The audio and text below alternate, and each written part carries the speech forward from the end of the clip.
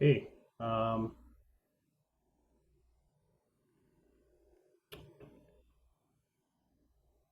let's see here.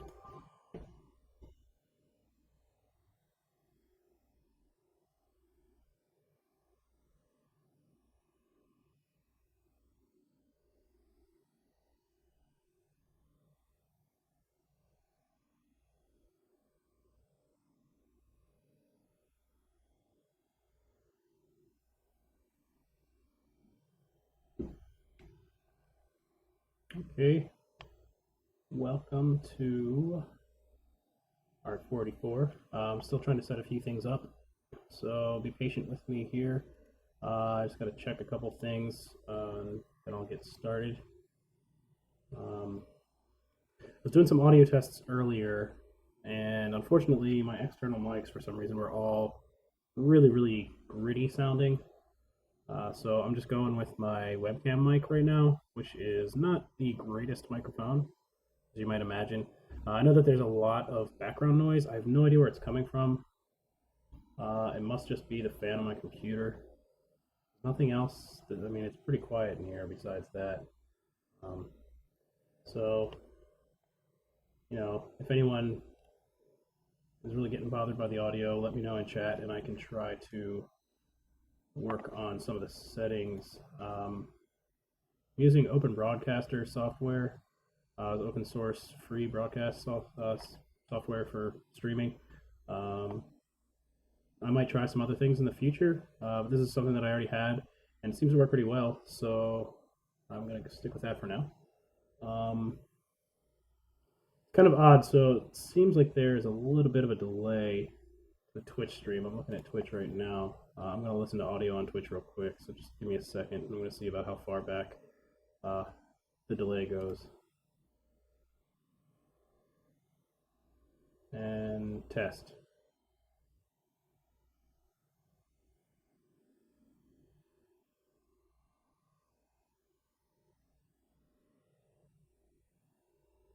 So this is what it was before. It seems to be about a 10-second delay. So as you type things, you will probably notice that it takes me at least 10 seconds to get back. A lot of times I'll probably be working on stuff. Oh, the microphone off there.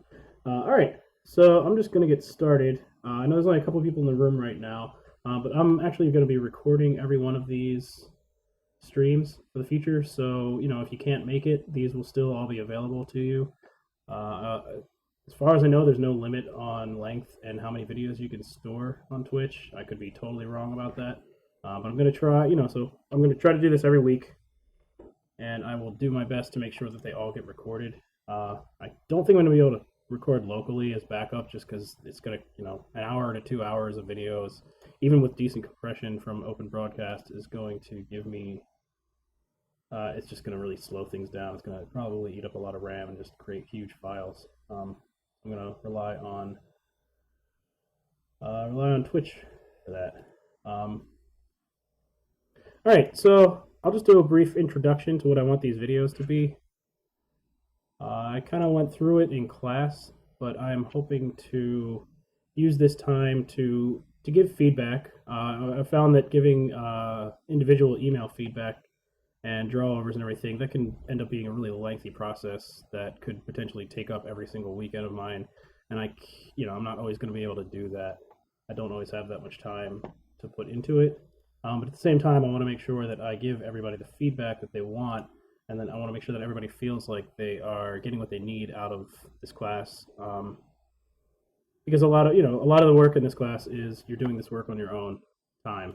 And that can be difficult and frustrating. We only have 4 hours a week in class, and that can go by pretty quickly, just by answering a handful of questions. So this will be used for that. And if along the way I don't get any models, I don't think for example, right now, I don't think I've seen any models from anyone yet.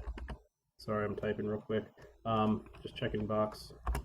But if that's the case, that's fine. I'll just kind of continue with a plan that is relevant to what we're currently working on. So right now we're working on our character base meshes. Let's see. Yeah, so it doesn't look like there's anyone who's posted anything yet. It's fine. You've got till the end of Sunday for me to see them. I'd love to get to see some earlier though, just because I can kind of let people know. Okay. Oh, they only stay up for 7 days. All right. Well, then I'll see if I can find a way to archive them somehow. All right. So anyway, that 7 days is still all right. I'll just people who are interested in the topic of the week can go ahead and you'll have a week to check it out. I should be able to capture it from that though. I'll see. I'll figure it out.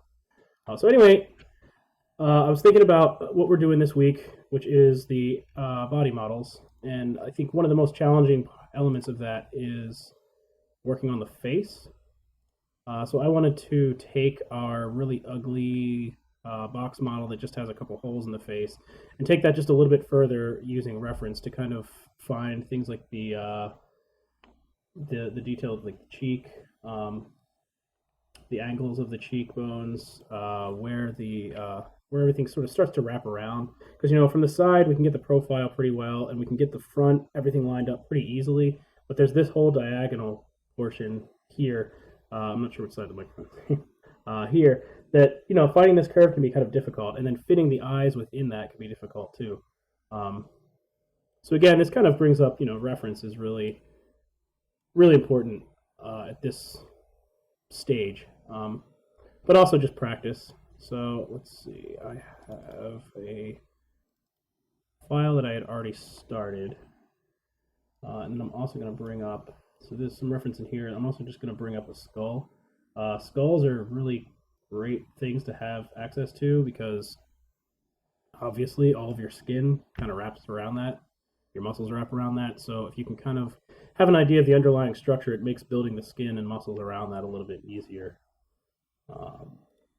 So you can see I have two references set up here.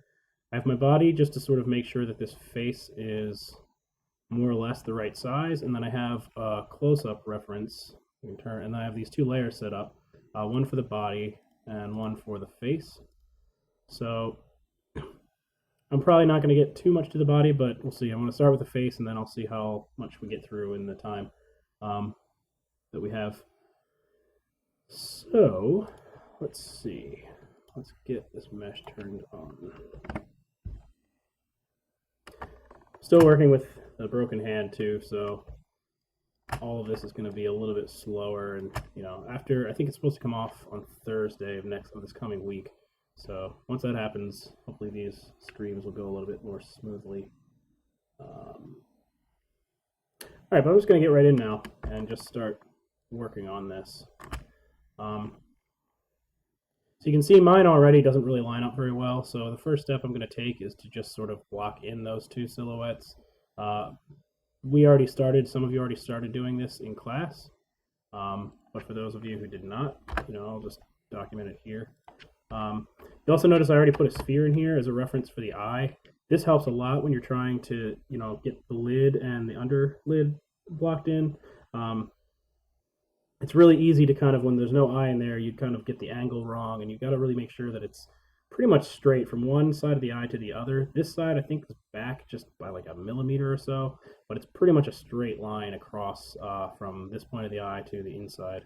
So right now my eye reference is probably a little bit too big. I'm going to line it up with my current reference. So this is also something that I would suggest. I've got these two images from 3ds-k, but if you're able to either take pictures of your own face or find some other really good orthographic type images, that can be kind of tricky. It's easier with celebrities just because there's so many pictures that are taken of them. You can usually find things that are pretty close. But getting some better photographic reference for some of the detail points can be really, really helpful. So this ortho is not perfectly straight on. You can see his head's tilted just a little bit. I think this is probably pretty close for the eye. I'm just going to try to load that middle point up right across the pupil. You can see that's pretty close. So now that that's there, I'll turn the visibility back on my body. I'm actually going to label these body and eye. And let's see, let's also, I'm going to duplicate this eye for the other side. I'm going to do the duplicated instance of the geometry so we can kind of get a better feel for the full volume, everything. So let's see, just Control D to duplicate, move that over. You can see this is translate X, you see that moving, so I'm just going to make sure that it's exactly the same on the other side by typing in a negative. And one last thing, it looks like this mesh is actually not perfectly centered right now, so I'm just going to do a quick drag over all of these vertices. I'm still getting used to working with my left hand here, so I kind of get the hotkeys wrong from time to time, or I'm a little slow. Okay, grabbed one that I didn't want here. Let's just get the rest. I'm going to go to R, focus, so R brings up my scale tool, and I'm just going to scale this in. If you hold the J key down while scaling, it'll snap everything into a line. So that's just a way to sort of be sure that everything is perfectly aligned. And then just holding X down, just snap that to the grid again. Snap it over here just to make sure it's not on that one, and then now to make sure that it's actually moved, go back. So now just go up to our, let's see, it's edit, duplicate, special. We've already done this before. I'm just setting it up again. You want to make sure that it's an instance, and so it will mimic whatever it is that you do to the right side. Group under doesn't really matter. That's just sort of the hierarchy over here. So if you want it grouped underneath something, I'll make it a new group. And then leave translate and rotate everything alone. Scale, you can see down here, this is X positive is to the right, so X negative is to the left. So this is X, Y, and Z. We want -1, repeat special, and there we go. So back up to the face. Let's see, actually, I'm going to hide this again real quick. Because, yeah, his head is a little off. So these eyes are going to be a little bit too close together. So I'm just going to kind of ballpark this. This is something you're going to end up having to do a lot. It's just ballparking. Kind of go with what you think looks right. Use your reference as much as you can, but you still want to go with what looks right. So let's say 1, 3. Try 1, 3 over here too. Make sure that we keep it mirrored perfectly. Yeah, I think that's actually pretty good. That actually might be, yeah. All right, so let's just get the head started, and that will also help us kind of start to see whether or not the whether or not those eyes look right. I'm just gonna do a little bit of cleanup over here too.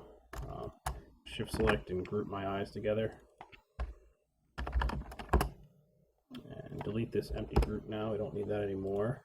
We'll label this one body instance. You don't have to do all this. I just like to keep things straight and try to keep good practices as far as that goes. All right, visibility back on, and let's get going on this face. So I generally start out just by only using verts. They're just easier to select. I'm going to be doing some pretty big selections here just to kind of block things in. I'm going to use my soft selection at a very low intensity. Man, it's kind of strange how working backwards like this is it takes some getting used to. Alright, so I'm actually going to just go to my attributes because it seems like the pretty high. Let's see, where is it? Soft selection. Let's try 0.1. Okay, so you can always just go to the attribute editor for your move tools, and under soft selection, you can also toggle it that way.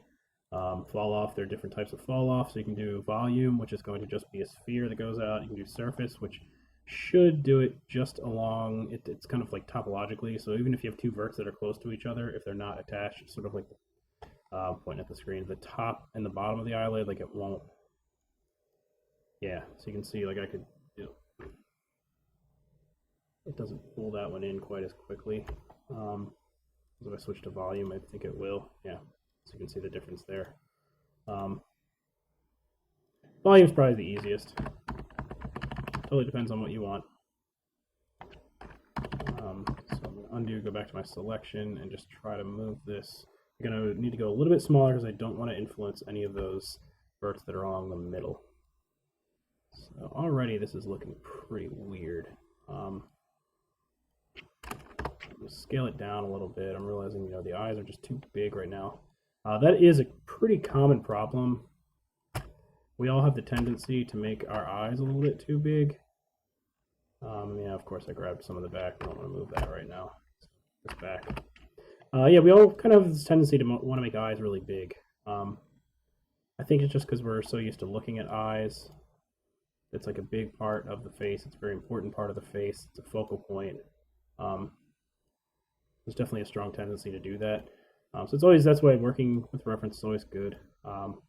Actually want to go a little bit to the side here, because I'm finding here it seems to be a little bit easier to select everything. So again, some of this right now is, again, you're going to have to be patient with me. I'm really working with the opposite hand takes some getting used to, and I have not really been doing a lot of Maya work since I broke my hand. Yes, there's a lot of estimation at this point on the sides, so I like to at least try to block in profile as perfectly as possible, using, you know, maybe 2 or 3 selections at a time. You know, previously I had already sort of worked out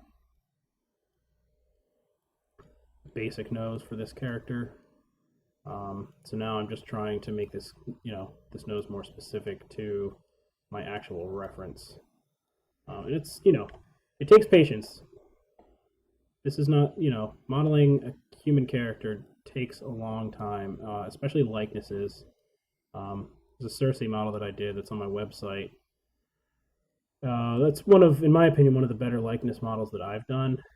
And that took me literally over a month to do that. I mean, that was also with a lot of ZBrush work and a lot of sculpting and a lot of anatomy study and whatnot. But, you know, these things do take time, and that's okay. You know, so don't feel like you have to get everything done. You know, and obviously we're on a schedule with class, but I think more than anything, just don't get too discouraged if you don't have this beautiful, perfect likeness by after a week, because, you know, that's not really what we're going for. And most of us have cartoonish kind of characters anyway, some stylized characters, so it's not overly important that you have this beautiful likeness.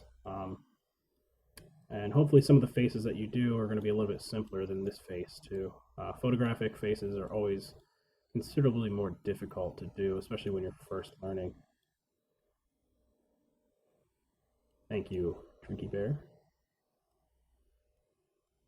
I'm going to keep forgetting to look at the chat window probably. So really all I'm doing right now is estimating, you know, the depth in Z. So you can see the Z axis down here is from left to right when you're looking at it from side view. And this is, you know, this is the curve that I'm talking about. This portion in here can be exceedingly difficult, especially when you're starting from a box. I mean, you can see right now it just looks ridiculous. But it's going to look less and less ridiculous the more points that we match up. Just kind of balance it a little bit, get some of the easier parts here. Just get the head scaled properly, more or less properly.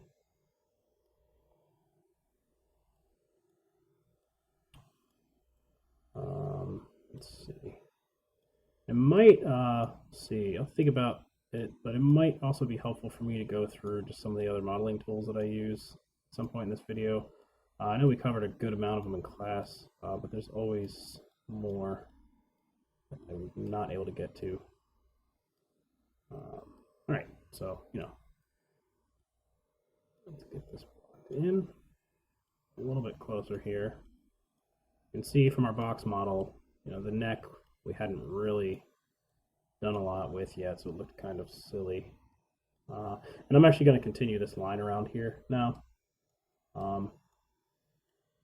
Tie up a few of these loose ends. You can see when we were doing the box model, we kind of stopped the face because obviously we would need more detail over here, then we worry about the back later. I think almost everybody has either some sort of a hat or a cape or a cape, a hood or something going over their head, so that makes the back and top of the head, a very good candidate for location to hide your hide your triangles, things that you don't want to deform. But for now, I'm going to still try to keep things as much as I can in quads. So there's two different ways to do that. You'll see that I docked the split selected edge ring up here. So what this does is essentially the insert edge loop tool. It's the old one. And since then, they've added the multi-cut tool that can do the same thing. Just for future reference, I can't remember if I mentioned this in class or not, but it's really useful to customize this toolbar. Now, unfortunately, in class, in the lab, I'm pretty sure your Maya preferences get wiped every time you log in. But even so, for each session, it's still worth doing this if you find that there's a tool that you use a lot that's not already up there. And if you're working on your own laptop or working at home primarily, then you definitely want to set some of these up. So all you do is go to the menu, so insert edge loop, and then you hold down Control and Shift, and then you just left click. You'll see it adds it right up here. So I already had it, so I'll just let's say I can just right click on it and delete it. But that's really useful to customize your toolbar. And then you can always just middle mouse drag them around if you want to change the order that they're in. Say you want all of your poly split tools together or something like that. So real quick, the insert edge loop tool.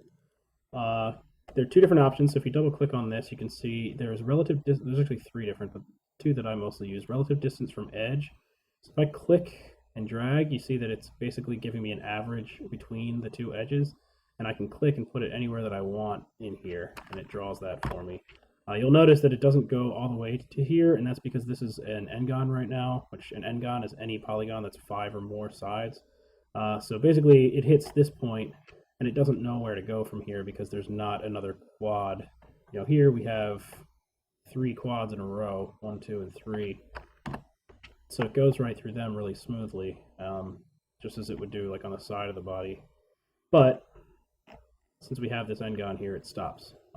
The other thing that you can do if you want very specific locations, you can do the multiple edge loops, and this will automatically give it to you right in the middle at exactly 50% from each edge. And the nice thing with this one is you can say that you're going to need, say, multiple edge loops through an area. You can do that very easily. So again, this is essentially manual replacement. The other one is sort of an auto placement. So now, though, in Maya 2016, they've added, actually, I think this was in it before, but it just seems to work better now. There's the multi-cut tool. So this replaces the append to polygon tool, which basically just allows you to draw, and I know I went over some of this, but I'm just kind of recapping. Allows you to draw anywhere you want on your model. And then also, if you hold down Control, it gives you that same insert edge. The nice thing about this one is you'll see in the options there are snap steps and there's smoothing angle where you can check on edge flow. So this will actually, the smoothing angle will actually interpolate the expected curve. So it'll calculate the point from here to here based off of the points on the other side of that and try to create a little bit of a curve instead of just dropping it in straight. So I can show you what that looks like. So you can see that pops that out, and then I don't have to kind of move those around. So if I have them all in place where I want them to be, that can be really useful. And then the snap step, I'm going to set it to 25 so it's obvious. But this is if you want to keep things even still. It kind of is replacing, in the insert edge loop tool, replaces that auto set. So now, let's see, Control to bring that up, and then if I hold Shift, you'll see it snaps to the 25% key points. So we have 25, 50, and 75% down from the top. So that can be really useful too. So I'll put that one in there, and then I'm going to use the same tool now just to append these two verts together. Turn edge flow off for now. The only thing that you have to think about with edge flow is when you're modeling in halves like this, sometimes that average, we can't tell from the side, but let's see how it looks from here. Sometimes that average will push this off of the center axis. It looks like it did not here, but every once in a while you'll get some weirdness like that, so you got to be careful. I'm again just going back to my right side by holding Shift or holding space down, left clicking, switching to right camera. And I'm just going to continue blocking in the head. As you can see, the eye is kind of weird right now. I'm going to get to that one soon. I just want to kind of finish off around the chin and jaw here. You can see we're really not using a whole lot of geometry here to define the jaw. And we will eventually add to that. But not yet. So here's the thing that I like to do. You don't need to get this curve up here necessarily with a full edge loop. You could try to come in and do that by maybe, say, drawing a point from here to here, and then maybe connecting that point down here. And let's see. This is not quite right, but you could try to run. Let's see. Did I do that right? No, I'm sorry. Let me do it there. I guess we just want to do that. Well, you could try to curve it around there, but you don't have to. Because usually you can kind of define it just by shifting this one back a little bit. And then we'll probably draw an edge loop up down through here that will allow us to sort of, sorry, I keep pointing to the screen, that will allow us to sort of define that jaw point. We're not quite there yet. So yeah, just trying to retain even spacing. Makes the model easier to work on. It's going to make UV layout a little bit easier. And it's just general good practice to keep things somewhat even. We don't have a lot of deformation on the side of the face. We'll have a decent amount here, but most of the deformation and character really comes from the front. So our poly count is going to be a little bit heavier on the front. Let's see. I'm going to check box real quick. I don't think I've heard from anyone in terms of requests for feedback, but that's fine. If you do ever want any feedback too, it would probably be best to not just upload the box, but also send me a quick email, just so I know to look for the upload. All right. We're getting pretty close here on the side profile, but you'll see right away I'm kind of running out of geometry on the neck, so I'm going to go ahead and insert an edge loop in here, putting down Control again, and I'm going to just select these. Oh, I mean to do that. Oh, that's another thing. I forgot that the multi-cut tool can do. It also now works as the slice tool. So I can click outside of my model, drag it across, and it'll give me an edge loop right across. So that's 3 tools that Maya used to have, that Maya still has, but that you can now replace with just 1 tool. So that's pretty convenient. Definitely can help speed up workflow a little bit. So I'm just hitting W to switch back to my selection.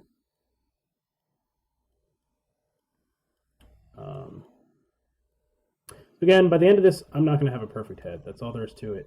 2 hours is not always enough. For a simpler head, and I'm going to show another model that I'm working on right now, a personal character that is a much more cartoony character. So I'll bring that one up in a bit to show what that topology looks like. That's something that could take a little less time. And I think for her, I actually modeled her in ZBrush and then used Topogun to do my topology. So maybe I can get into that workflow at some point if anyone wants to try. We're not going to be doing ZBrush, but Topogun can be really nice for retopology. Oh yeah, so the neck, bring that out just a little bit, make sure we've got these shoulders kind of rounded out just a little bit.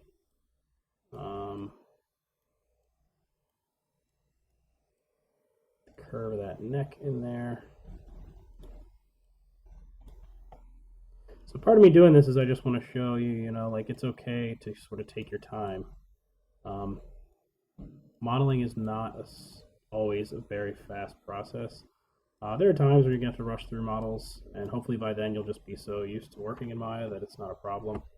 But in general, especially when you're learning, this stuff should take time. So try to give yourself the time that you need. Don't beat yourself up if it's taking you longer than you wanted it to. That's always just going to be the case. Almost always. So this is still a little bit weird, but we're getting a little bit closer. I think his forehead, we might need to put an edge loop through here. I'm going to do that now.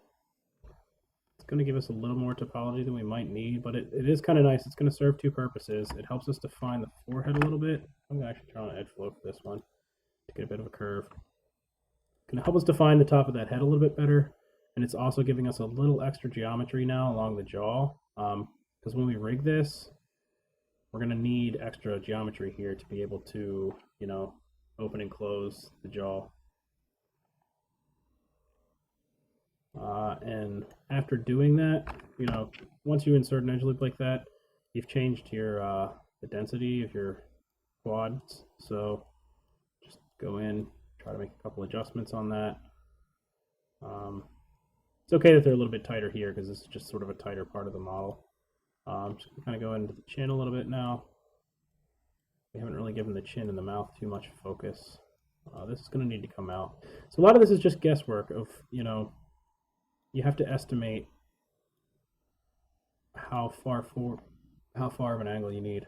A good way to check that out too is you can go to your top view. I'm actually going to isolate the head for now. Yes, the front, of course, looks absolutely absurd right now. Unless that's what you're going for, then it looks perfect. It's not what we're going for. All right, so I'm going to come in here. I'm going to separate the head and neck from the shoulders for now. We can always fuse these back together. But this, you know, sometimes you just want to focus on one part of the model and you want to break it off for a little bit. So you just select the faces that you want, and you just click. Let's see, where is it? I think it is. We don't want to extract. We want to duplicate. Or no, we do want to extract. I'm sorry. Yeah, we're not duplicating yet. So extract currently selected faces. This is going to split the model. One thing to keep in mind is Maya keeps a history of this that we don't really want to maintain. So after running this, keep an eye on the outliner. You'll see that we get an extra group. Body instance disappears, but you see that there's this purple connection, and that's because it's saving history. And this, I'm not going to get too into why this happens, but the bottom line is we don't want this to happen. And that purple is basically because we have this transform node here. That transform node is created when we do our extraction. So what we want to do is select the two new pieces of geometry that we made, and I have it docked up here. But you can also just go to Edit, Delete All by Type, History, and I might have to select. Let's see. I'm going to try with the button here. Huh. Now, of course, because I'm demoing, it's just not working.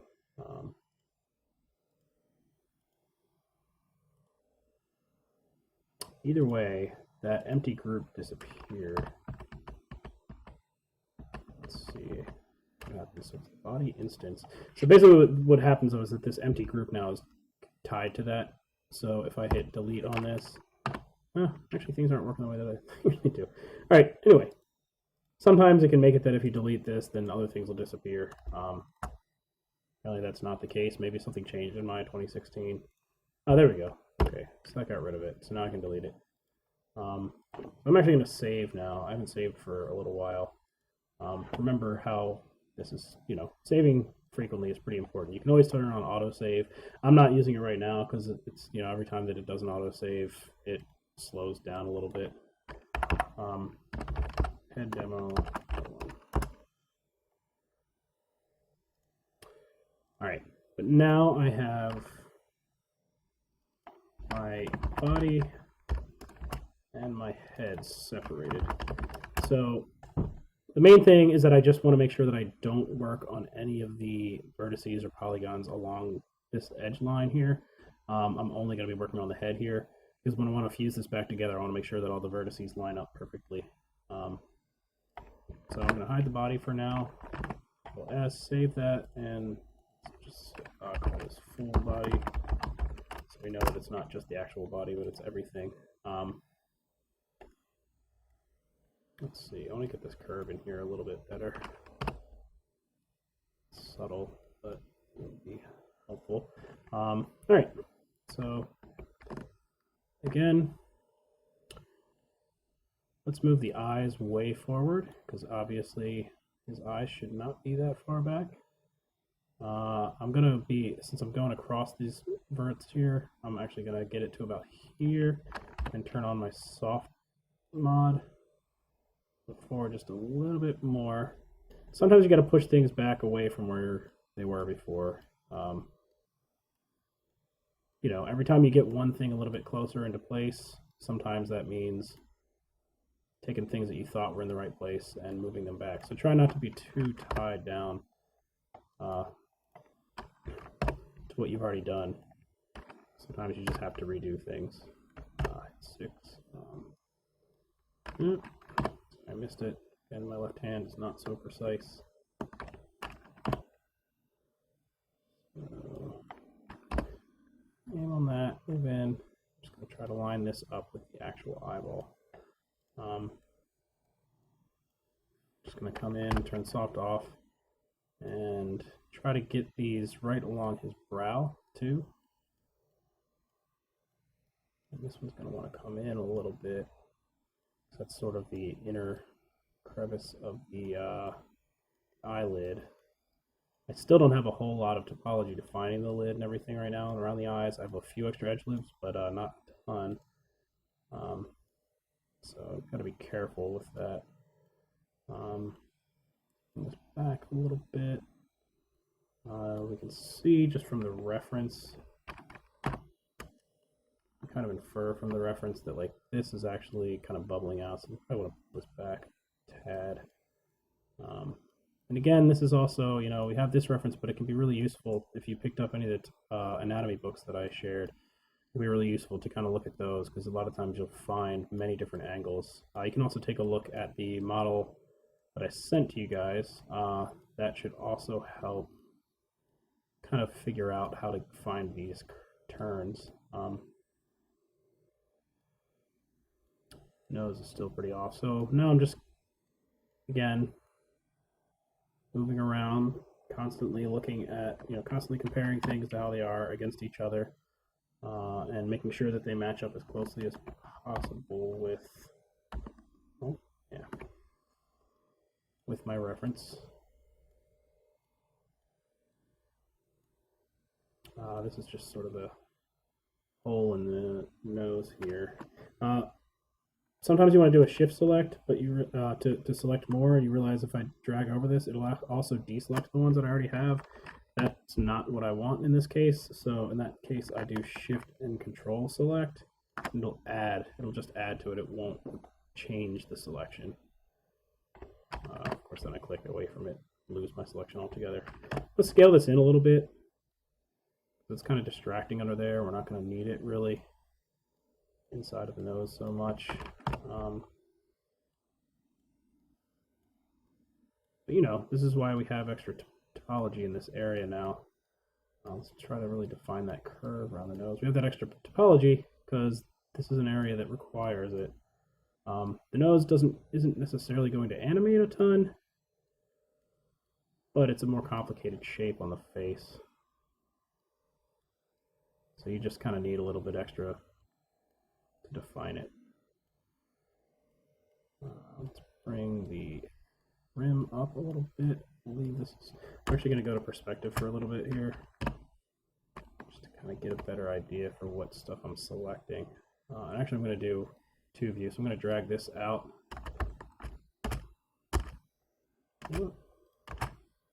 One thing in Maya, you can always dock any window into any window. So even though I have the outliner over here right now, I'm just going to switch this to my side view. And here I have perspective. I'm going to turn X-ray off for a minute. And turn it back on over here. And hit 6 for textured. I'm going to turn it off over here. See, I'm getting a little bit closer. It's starting to look more like a normal nose. It's still a little bit strange. Looking through it just a little bit. I'll probably actually bring this out a little bit. That area shouldn't be quite so thick. Kind of eyeballing this. Generally, you want to do these things from perspective, but sometimes you, for smaller little nudges, you kind of I'm going to turn off my reference just for a second to get an idea of what this looks like. It's good to kind of, from time to time, do this. I guess I have my mirrored turned off right now, so I'm going to go back to this. Oh, when I did the split, we lost our instance. That's what's going on. So I'm just going to instance this again real quick. I have duplicate special options baked up here, so I'm just going to do that real fast. All right, so still looking pretty odd. We're getting closer. Pull this back a little. Some of this I'm just doing from memory, knowing what it should look like. It still is bizarre looking. Some of that is because we got to get our front kind of set up. But you see the nose is taking shape now. It's not looking quite as bizarre anymore. And if you're doing a more cartoony character, like this nose is already pretty much as detailed as it needs to be. The mouth is still pretty flat, but we're going to get to that soon. But in general, you know, the edge flow is still looking pretty good. You know, we are able to put in edge loops all over this thing right now. If we want to. You know, we have our nose all the way down into the mouth. That edge loop is still there. Needs to be moved, but we have, you know, all of our concentric edge loops around the eye. A few up and down the face. They're going to be useful. Yeah, so it's looking pretty good. I'm going to address the front real quick. The front is way, way, way off right now. Way too wide. Again, turn our reference back on. If at any time anybody has any questions, I'm not sure who's here right now, but yeah, feel free to add them in the chat. Otherwise, I'm just going to keep going with this. Happy to do that. So we're going to turn X-ray back on. Let's just start bringing these way in. I'm going to turn on the soft mod for this. Increase my influence a little bit. Pull everything in all at once.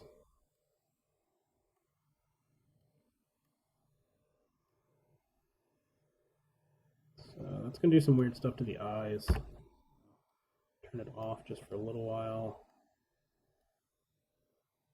Which, you know, I kind of have to infer a little bit as to what these are doing underneath of the hair. I can usually guess pretty well.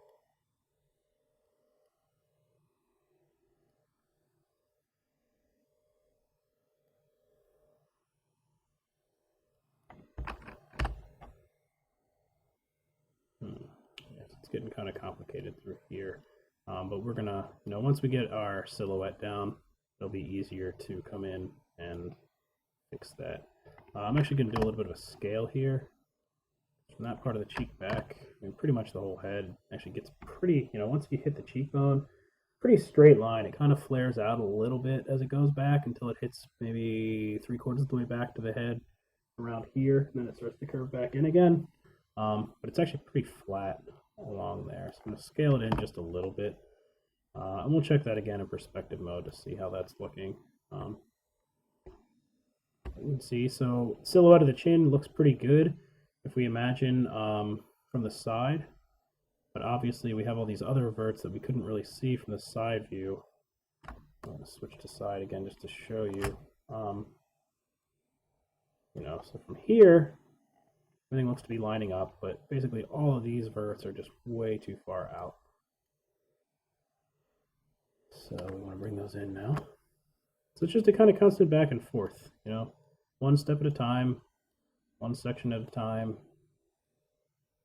Each move you make is just getting a little bit closer to where it needs to be until eventually everything's where it needs to be. So the neck is just a tube right now, so we're going to kind of bring that in underneath here. Again, I don't want to, this is going to need to change considerably, but I don't want to do that yet because I have it separated from the body, but I can at least kind of get some of these in a little bit closer, and even this one, get that pretty close. So it's a tube, but then I'm terrible with muscle names. With these muscles, the traps, I think, you know, that really is just like you get this triangle shape here, kind of with a cylinder stuck right into the middle of it. I mean, it's nice to kind of try to break down things into those really simple shapes. for yourself, at least in your head.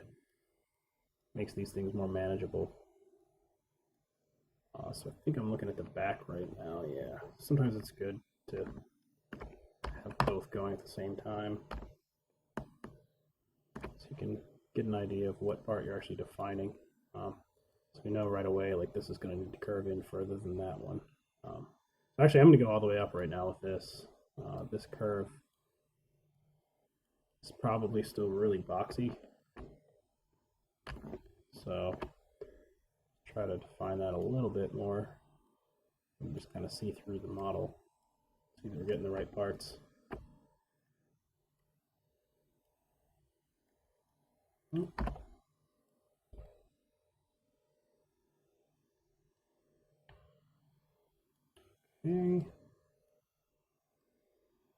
Let's see.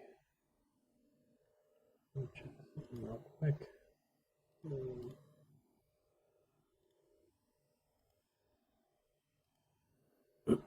Okay. So I think this needs to come out just a little bit more. Again, you know, for these streams, it's going to be kind of a learning process for both of us. I hope that these are useful. I don't know how useful they will be.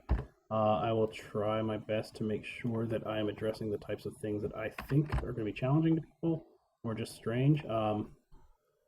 You know, some of this might be a little bit dull to watch because everything is going to be in real time. If it turns out that, like, just my real time work is kind of too dull or just kind of seems not that helpful, then maybe I can pick, you know, a few very specific tasks or something, and I'll show you just like how to do basic things. For now, I just kind of wanted to do the actual face model in live in real time for you guys, just so you can kind of get a feel. So it still looks pretty freakish and weird. A lot of that is just because the jaw is super round and we just have this kind of oval shape right now. But we're getting pretty close now. We're getting a lot closer than we were before. And actually, just for fun, save that real quick. I'm going to open the start. Save. And I'm just going to export the initial body so we can import it into the other scene and see how it's comparing as we go. So anytime that you need to get an object from one scene to another, the best thing to do is open the scene that has the model that you want to transfer, select the object that you want, and then just export it as an OBJ. I usually will do this in a different folder, like a temp folder or something. So export selection, scenes, Twitch. So I'll make a folder called OBJ. And this folder is basically just my junk folder where, you know, I can delete this anytime in the project. It's just stuff that I'm using to transfer from one scene to the other. I'm just going to call it body start. So now I'll reopen the scene that I was just working on, which should be head demo 1. I don't need to save it this time. And actually, I'll open my outliner so you can see. Off this, and I'll turn off my head ref. Yeah, you can see it's still pretty terrifying, but it's getting a lot closer. So import the OBJ and open. And here we go. So this is where we started. I'm actually going to do a quick mirror on this one. Just kind of move that out of the way. I'll usually move it to the left a little bit and forward, so that way in my orthographic views it's always lined up. You can see it's lined up that way. It's a forced perspective, it'll also be lined up this way. So you can see we've made the head a lot smaller. From the side, I think in particular it's starting to look a lot more natural. It's a little bit odd still. Try turning off wireframe just to kind of get a feel for, let's see, I'm going to change the normal angle on this. You can see I docked shift the normal angle up here too. I'll go through that actually now. I can't remember if I've done this before or talked about it in class, but basically you see we have these really hard edges here, and that's because the normal angle is set, I guess what, above or below? It's set off from what this angle is. So if I go, I think it's under mesh display, set normal angle. It's basically telling Maya at what angle do I start creating a gradient shading between, and above what angle do I keep it a hard edge. So a good average is usually like 35, 45. I'm going to try 45 and see. As you can see, it kind of tries to force this. This angle is still a little bit too high. Let's see how it works on here. 25. Yeah, so you can see it's softened everything. There's still some stuff here. And this is for display purposes only, but it's also how it's going to render. It doesn't change the model in any way. It just changes how the model is rendered. Yeah, I actually want to go a little bit higher. Also, if you just decide you want everything smooth and you don't want to do it by angle, you can always just do mesh soften. Again, my 2016 changed a lot of button locations. Yeah, so that's just purely softened edge now. So you can see this one's starting to look a little bit more natural from the side. It's not quite there. The eyes are definitely too big still, but we've brought the nose in. The profile is much more natural. The mouth is still big, but the chin, that's much more natural. That's one thing that I think took me a little while to really realize. Like the jaw, even though the jaw is almost a right angle in here, I need to figure out. There's a way to draw over top of. Give me 2 seconds. Look up how to do the pen in Maya. Grease pencil. This will help because then I can actually draw over top. Also, view camera tools. All right. View camera tools. That is not in there. Am I seeing it right? Grease. Okay, yeah, there it is. Cool. So yeah, so even though the jaw is kind of a right angle almost under here, the skin around it, doesn't go with it. Okay, well that's a shame. Try this again. The silhouette still kind of curves this other way because you have all the skin coming up from the neck and you have the esophagus in here that's actually pushing that out. So you have to remember, even though the bone kind of comes up like that, you got your spine back here, there's still an esophagus kind of pushing everything forward here. And then you have, let's see, change it to skin color.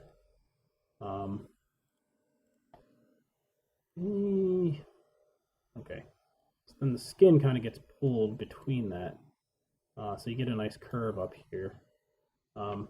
So good to remember that it's not just a right angle in there. There is a little bit of a, depending on the person too, sometimes this angle can become like really, really intense,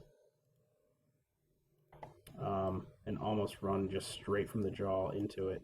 And then for heavier people, sometimes the chin will kind of end here, and then there's another extra, depending on what you're going for, might be a little extra back here. And I'm trying to draw this with my left hand, so it's pretty awkward, but you get the idea. So yeah, our side profile is starting to look pretty good. I'll move this out of the way for now. That's cool. I'm glad I remember that exists. Hit W just to kind of get back to that.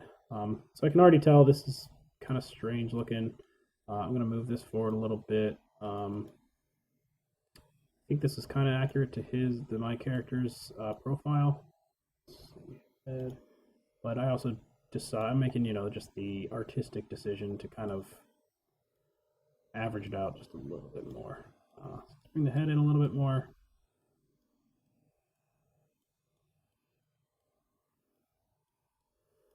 And let's see, I think the jaw can come back. So a lot of times you get this, and I haven't even necessarily figured out exactly how I like to handle it, but you'll have this area where like you really could use a line across there. One way you could do that is then to add, let's see, pretty sure this is going to work. Sometimes when drawing topology like this, I actually still need Alright, dock this back. Still ends up being a little bit of a trial and error process. So let's see, I think I want to draw it. right. I keep trying to find this, and it's just not doing what I want it to do right now. All right, forget about that for now.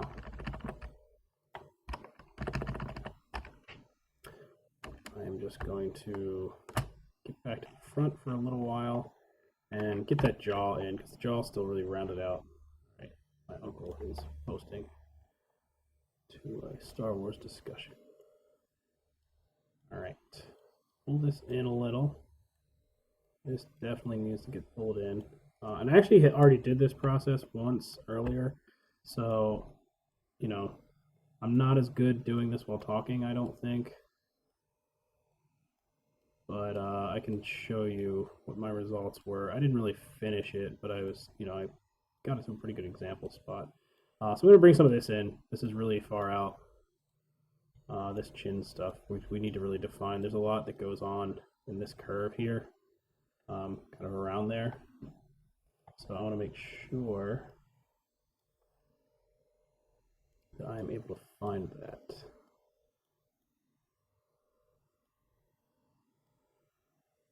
All right, bring my side view back out. Let's see what I'm grabbing.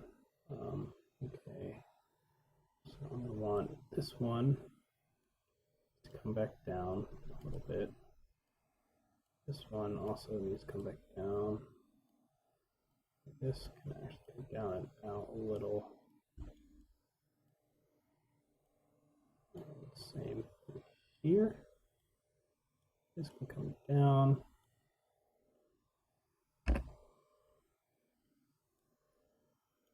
And again, we can define these even tighter, but we kind of don't need to right now.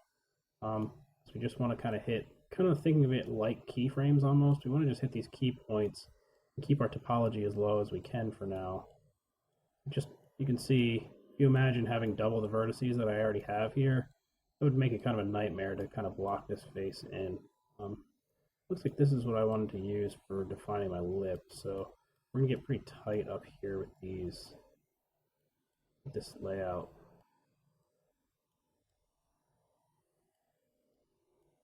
Let's try to divide the lip right down the middle. That up. Lip kind of always has that curve in point. So obviously we're gonna have to bring the mouth in a little bit. I don't want the inside of the mouth. Actually, I'll keep it for now. So I'm gonna go back to my soft selection. I'm gonna hold B again to drop my missed the spot. Hold B and drop my influence just a little bit, basically to get it inside of this again, as I described earlier. We don't want to influence that. Then I'm just going to move the mouth way in here. So that's a big key point for me, is this corner of the mouth. So even though that pushes a few things out of the way, it sets up a pretty big key point that I can start to model around. Oh, grab inverts from the back of the head, I think. Let's see. Yeah, okay, that's good. Let's just really start trying to get these lips in place.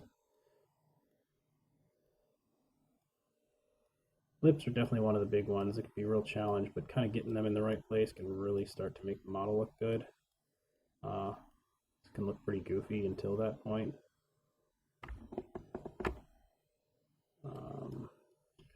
Here with the chin a little bit. Everything can come in a little more. It already is.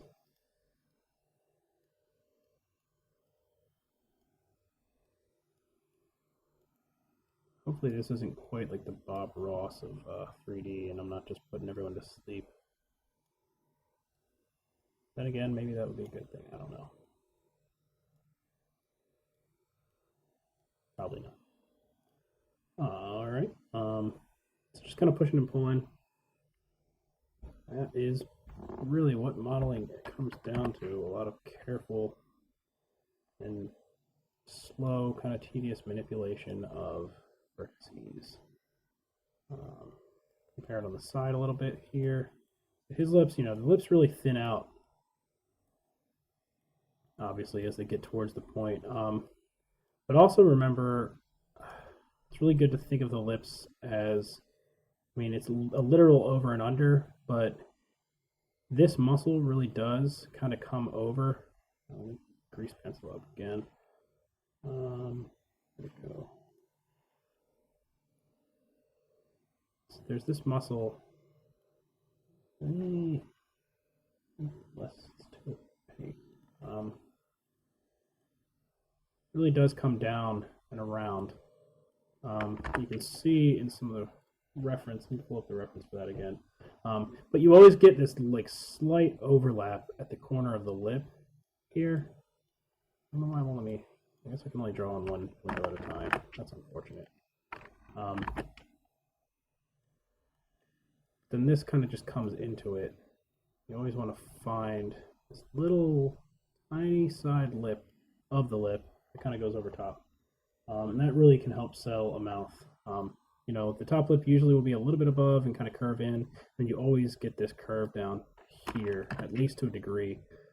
Everybody has a slightly different angle, but you know, the lip is basically, this is attached to bone right here under the mouth, and then the lip is just this piece of flesh that kind of gets pushed forward by the teeth. So you always get a little, as a result, you get a little bit of this curve. Now, clear that out. I'm going to need another edge loop around here. I might even need to change how I have it set up, because I don't think I have enough, and I think I do have enough underneath. So this is going to be interesting. Let's see, this just needs to all come out a little bit more than it is. I'm turning X-ray off again because it's getting hard to tell what is in front of what. Yeah. So this all needs to come out a little bit.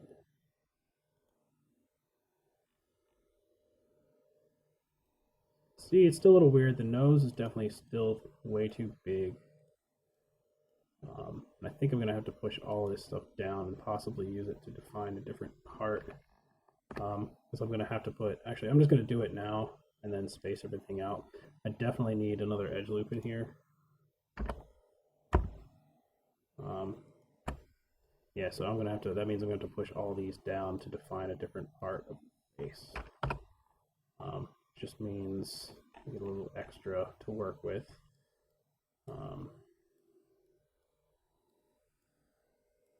So in your initial process, you know, you want to keep it low poly, but you can go a little bit higher. And if you have to move an edge loop all the way around the body or around the face to an area where you don't feel like you need it, that's okay. Don't worry about that, because you can always optimize later. Especially nowadays with things like Topogon and even Maya's retopology. I can actually show that at another date. But you know, just do what you need to do to get the shape right, within reason, of course. Because it's kind of two things. I mean, for one, you just don't want to have a hugely high poly count. That's just unnecessary, because it just doesn't look good, and it's, you know, it's not a good skill to have, to just be using too much. But, or skill would be the wrong word, I guess. But at the same time, when you're just trying to block in the form, you want to use whatever tools you have at your disposal to block that form in. And if that means, you know, maybe doing a couple extra subdivisions that you might not need, that you don't think you need quite yet, sometimes it's okay to put those in and just define what you need to define. So for example, like, I pretty much have the bare minimum up here, but I have a lot more than I need down here, but that's okay, because I can, you know, I can come in later with Topogon or Maya's retopology and kind of redraw some of these lines around here and make them closer to what I need when I'm ready to do my final model and when I'm ready to do my UV layout. But actually, it looks like this might actually work out pretty well. Let's just see. So we're gonna have a tighter curve around here, but it should actually look pretty nice. Let's see, I think that can all come down a little bit more.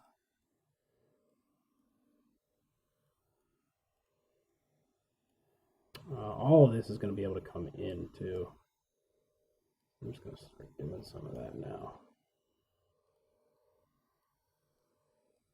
And I might actually soon just jump over to ZBrush just to give a quick demo on this process. is actually a little bit easier in ZBrush than it is in Maya. I think if you can nail it in Maya, you're in really good shape. I'm going to try to find out what's going on in the lab and why ZBrush isn't working right now, see if they need to update licenses. But, you know, we're not going to use ZBrush for sculpting, but if any of you want to just try to use it to sort of smooth out your character, I'm not opposed to that. We're not going to do it at all in class time, but, you know, if you want to do it on your own time, you can try.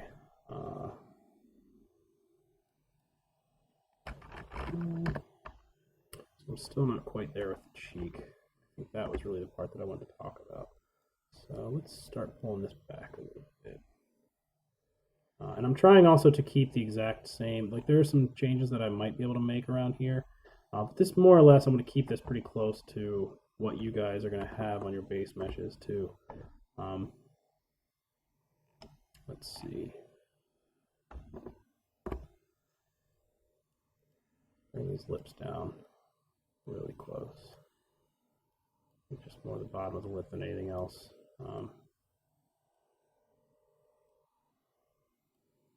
You want to kind of try to keep an even distribution, especially for deformation. You want to have any line that ends here, you want it to continue on the other side of the mouth. You can sometimes get away with hiding a few in the corner, but you'll see that mine match up. I think I actually do have one extra one on the top. I can kind of hide that over on the side and just make it that I have two on the side. And what do I have here? Yeah, so this can come over, and then this can come over. Well, from top to bottom, it just, you can make for better animation. These parts line up.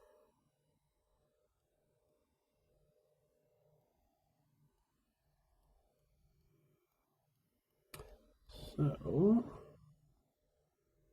be close with the mouth. Again, remember the top should come out just a little bit more than the bottom. And under here can kind of get tucked underneath this.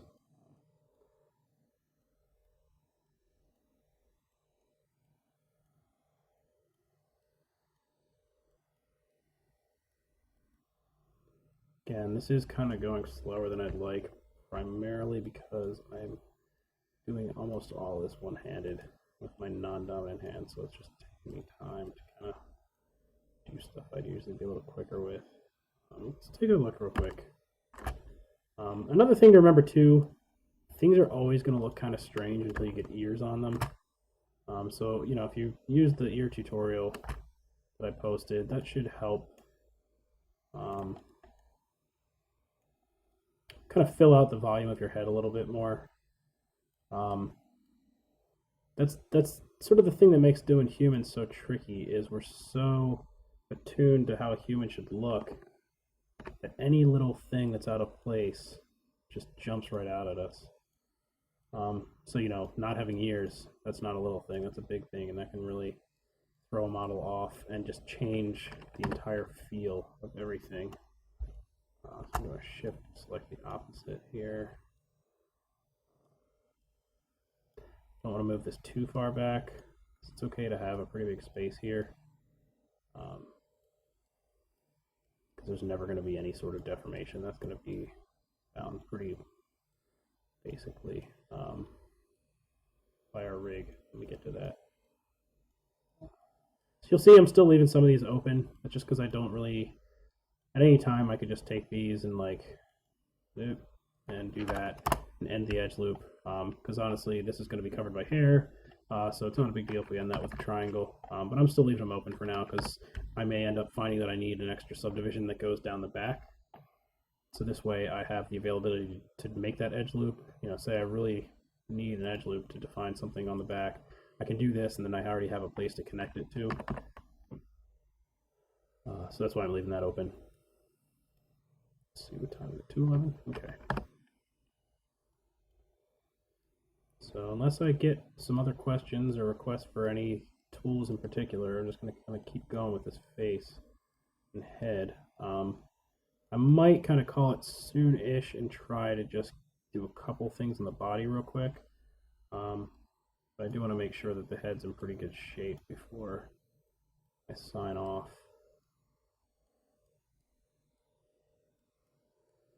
And I think we should be able to do that. I think it's already pretty close. Again, I would consider this kind of the first pass on the head. Maybe first and a half. You know, I'm going to just need more time to tweak. And honestly, I could probably stand to retopologize a few things. I'm just not going to get into that right now. For the most part, this is a pretty clean quad mesh. That is sort of one of the downsides of doing this box modeling method is, and I can maybe in a minute I'll show just a really quick demo of another way that I might do it. You do get pretty tied in with this box method to certain topology, which is good. I mean, that's what you want. You want a very specific topology. But like right now, we're getting some stretching along here that I don't really like all that much. Actually, you know what? It's actually turning out a lot better than I thought. But you know, we have this flow that's very, very steep. And part of that is because of the character that I'm doing. He just sort of has his nose is kind of wider, not quite this wide. Let me bring this in actually now. Actually, let me look at my nose. But he just sort of has a very skinny, long face. So like these loops in here are a little bit odd. Some of that I just need to bring out. This is something I do too. I have the intention of working on something else, and then I see something and I don't want to forget about that thing, so I move over to that real quick. That's all right. Kind of whatever works for you. Bottom of the eye. Same thing as the mouth. You want things to line up vertically. You know, bottom of the eye. Generally, this should all be in the tutorial videos that I sent out to you. But it's pretty flat. Most of the curvature is usually in the top. And I'll look at my reference for this soon. But you know, it's just something I'm used to doing, and I know that that's the case. Pull this nose in a little bit, and this. You know, I want to use this to define my eyebrow. So I'm probably going to have to come in. I'm not going to do it yet, but I'll show you an example. I'm going to want to come in here. I'm going to add an edge loop there. And every time I add one on the top, I'm going to want to add one on the bottom. So, you know, I just need to define this curve a little bit better. But that's, you know, those are places where you can do that. For now, I'm going to leave it alone, leave it how it is, because I don't want to up my poly count yet. X-ray real quick. Let's get his nose in a little bit more. That's way too far out.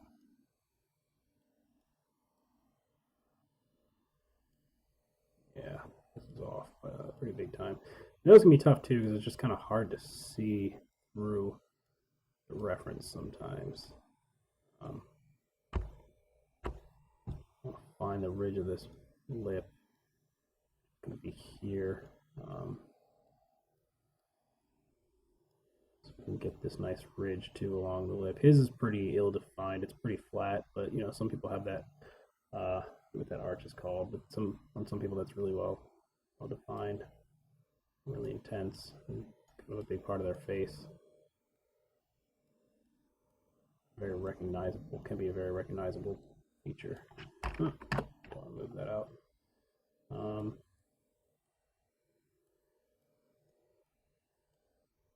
You kind of can break the nose up. You know, you have this tip piece here.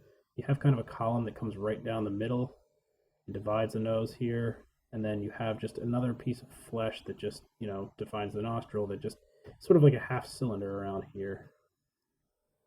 I'm always just trying to break things up in your head just into certain shapes, kind of make it a little bit easier to look at.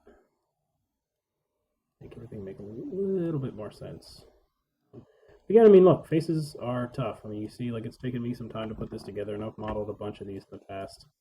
I haven't done it in Maya for a little while because I've been using ZBrush more, so see, like, I can use the practice too.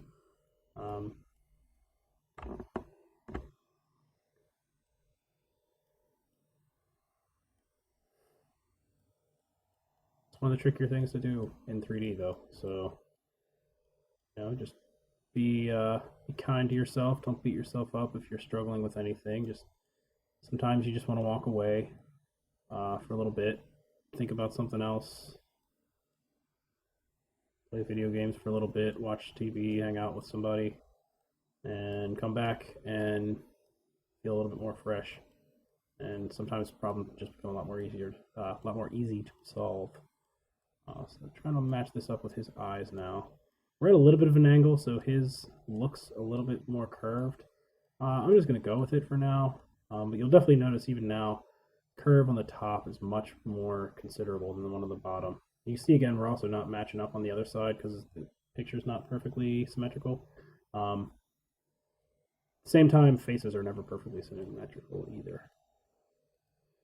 So that's all right.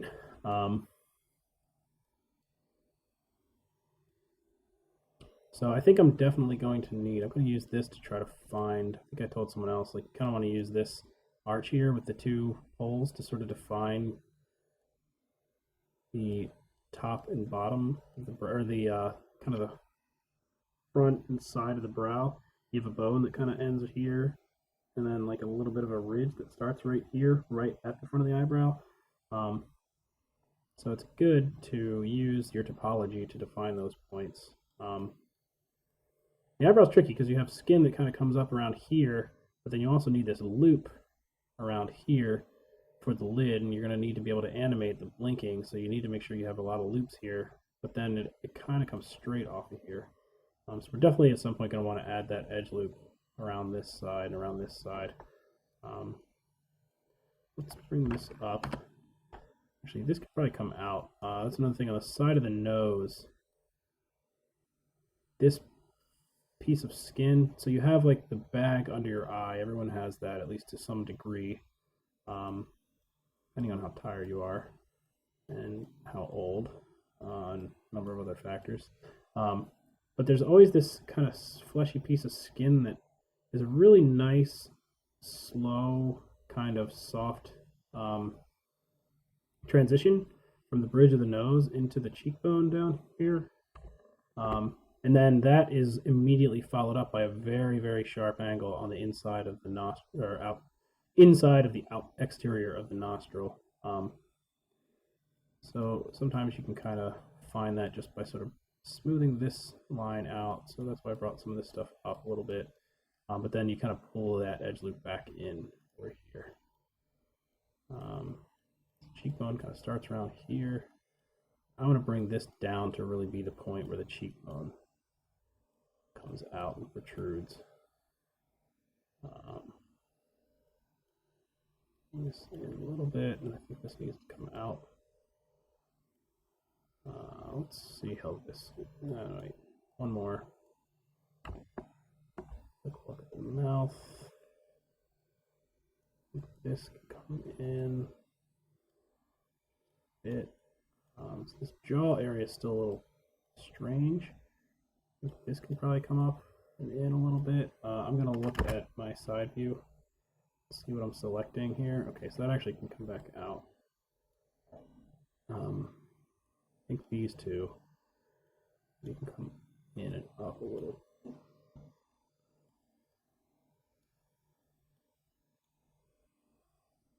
Yeah, this can definitely kind of come up. This definitely up and in a little bit.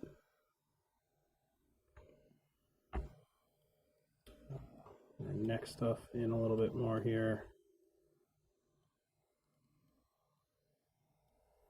So you see I haven't really done much modeling or much cutting or moving or anything. I'm pretty much working with exactly what we started with. I've added a handful of edge loops, but not a ton. Very few, really. I might make one more for the neck soon. Another way that we can do the neck, another thing that I like to do when I decide, right now I want to add one edge loop up here to kind of pull this in, but I don't want to have to move all of these down. So I can just do a bevel and get an average of the two. So beveling is usually used for maybe defining like the ridge of like a hard edge surface if you want to like catch highlights or specular highlights or something. But it can also be really useful just as a modeling tool. So that button is here by default. And you'll see it creates this nice average between the two, and then I don't have to reposition everything. So I'm going to drag my fraction up just a little bit more because I want it more evenly spaced, and there we go. So that's not perfect. I'm still going to need to move things around a little bit, but it definitely helps. So we'll give him his Adam's apple.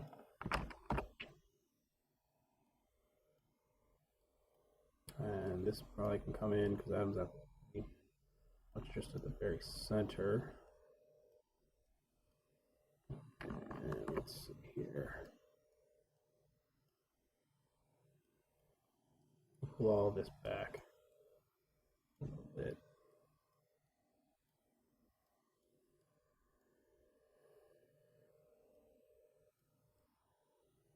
A lot of it's just very, very small moves that end up resulting in pretty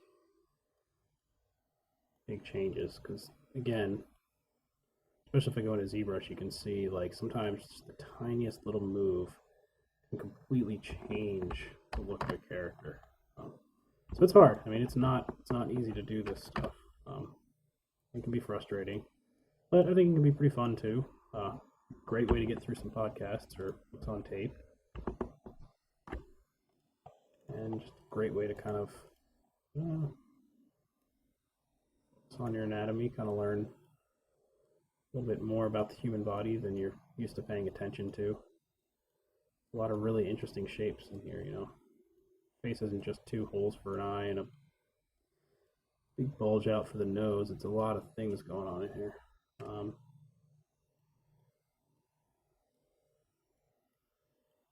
So some of these I'm going to have to figure out more when I go to perspective. You can definitely come in a little bit. So this is actually going to come up because back to traps, that's more the back of the neck than it is side.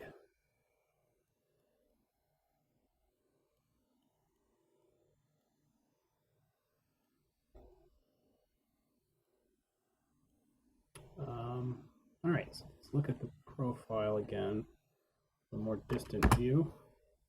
We're really getting close here. The lips are pretty close. The nose is pretty close. I think the nose is probably the furthest off, though, actually, right now. The eyes are a little bit off. I'm going to need another edge loop through here. Yeah, the nose is pretty off right now. Get this right.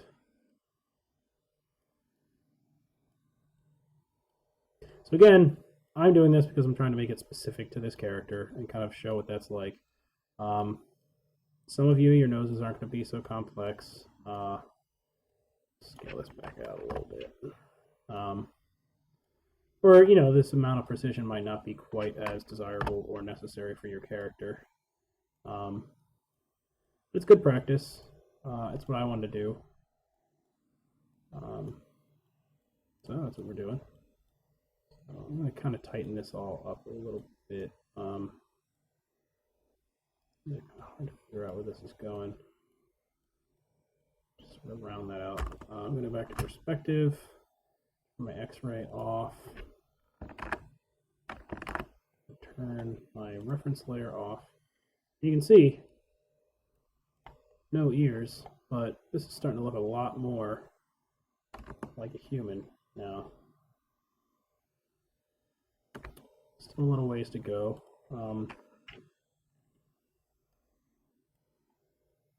But it's really just that, you know, you really can get a lot from just the side and the front view. And then it's just very carefully kind of going back and forth and then checking your perspective camera to see how it's all kind of coming together. So right away I can see, you know, these are my eyes. Your eyes should be, they're not a perfect sphere. There is the iris and cornea that it push out a little bit, but besides that, it pretty much is a ping pong ball in there. It's just a little bit bigger than that. So you do want to make sure to use use a sphere to kind of define that shape, because it's not always easy to see on your reference exactly how that's going in and out. So I'm going to do that right now. Just kind of bring this out a little bit. I'm going to turn on my soft select. 5. Come forward a little bit. This can actually go back. Come out a little too far. And I'm basically using this line right here. I want the average of this edge loop I want that pretty much being the contact point for the eye. So I can also try soft select and scale, see what that gives me, because I think it's a little too, it's not flat enough. No.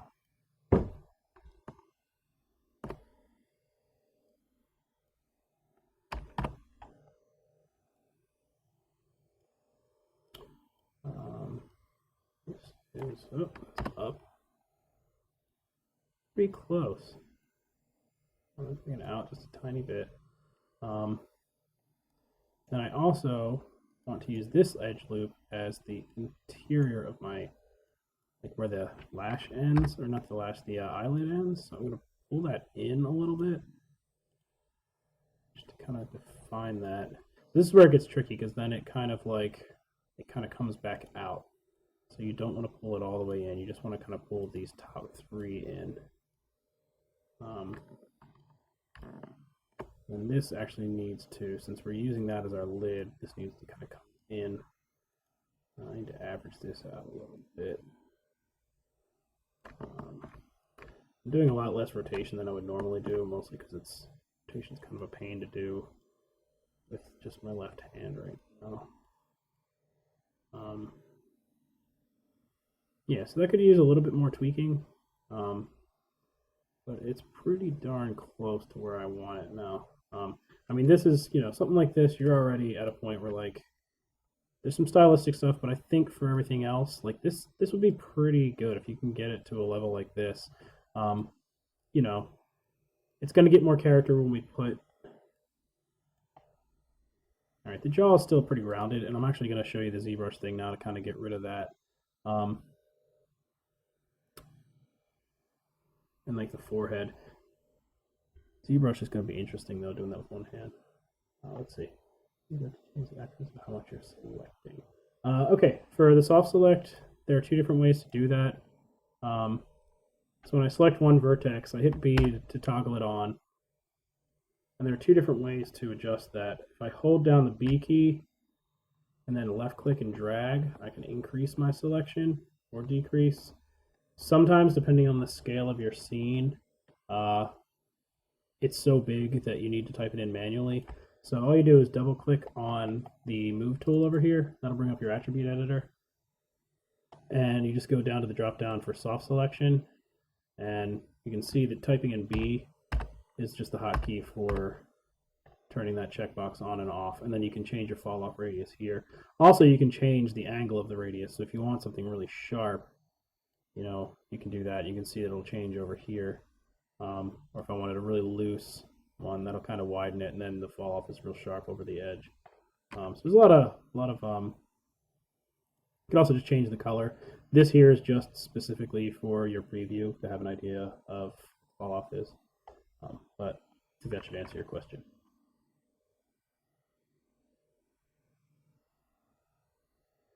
And then obviously it's just based off of the full selection. So if I select a lot more verts, it's going to exponentially increase that range.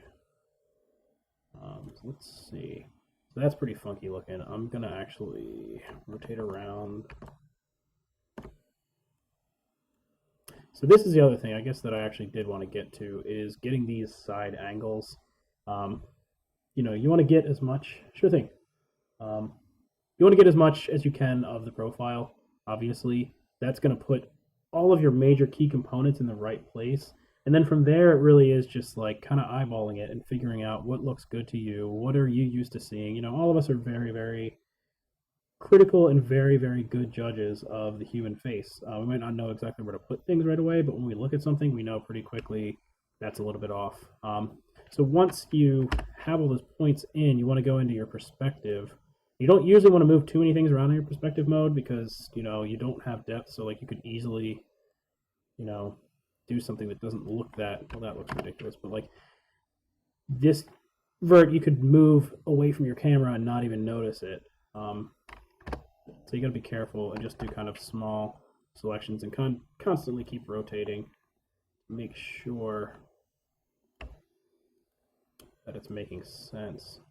So this I'm going to push just a little bit more than normal because it really does need to be that bone. And you can also, when you want to, if you want to move it on 2 axes, Maya now has these nice things where it's like, you know, if you drag it on that, it'll only go on the x-axis. Move it on the, it'll freeze the x-axis and only move it on y and z. And likewise with this. So those boxes can be pretty useful to do. Pull this temple in just a little bit. Same with this one. But yeah, once you get all your other stuff in there too, your clothing, the rest of your body kind of worked out, all these things are going to kind of come together and make a pretty good looking character. You know, we're not going super detail yet, and we're going to be able to kind of do some of this stuff with texture too. So this can definitely come in. I really want to get some draw stuff going here. All right, let's actually, all right, I'm going to jump into ZBrush. And I'm also going to show you, I'm going to save this, show you a couple example models. So, you know, this is still a little bit weird. The back's a little strange, but we're getting really close here. You know, this head's not half bad, and it's using the exact topology that we used. You know, the shape is still definitely very odd, but not very odd, I'm sorry. It's a little bit odd, but it's very close. It's just a few little tiny manipulations now to kind of get things in the right place. So while, okay, ZBrush is actually launched. Let's see. First of all, I'm going to show you this character in Maya. So I was saying I'm working on a more cartoony kind of character right now at home. So you can see that, like, you'll see that some of her anatomy is much simpler than what I'm going for. Her nose is really just this little dot. And I still have to do a little bit of topology work on her. Mostly on the shoelaces though. And just kind of her little clasps here. But you can see this is like a really clean model. The eyes are obviously a little bit bigger. I'm going to hide her scarf. I blocked her mouth in. I don't think we're ever going to see her mouth because her scarf is so big, but I still like to, you see I don't even have the clasp under here. I still like to model things as close to what they really would be as possible because, you know, maybe I will decide like, I mean, in this case, she looks kind of strange because she's real hunched up, but, you know, you never know. You might want to use something later. You might want to have her take her scarf off. But you can see here, it's very different the way that I set up the nose. It's really just, you know, let's get the pencil out again. Where did that go? All right, I'm going to need to dock that. That would be, oh no, I don't think I can dock that. Camera tools. All right. So her flow is very different. It's really down. Around the mouth is still pretty much the same. But then I just have my nose just kind of ends in a, so this was really just a cube that I then extruded out a little bit and then retopologed just a teeny bit to get the flow. And now it's looking like something else. Sorry about that. But yeah. I'll just draw over that. I don't know how to get rid of the grease pencil. That's the one thing. 1 second.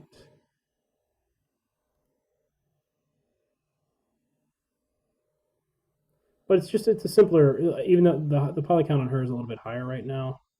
But it's a very simple, I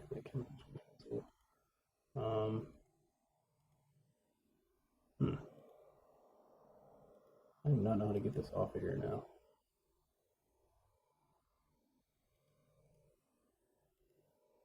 Sorry, bear with me just for a second here. Or just sort of did it.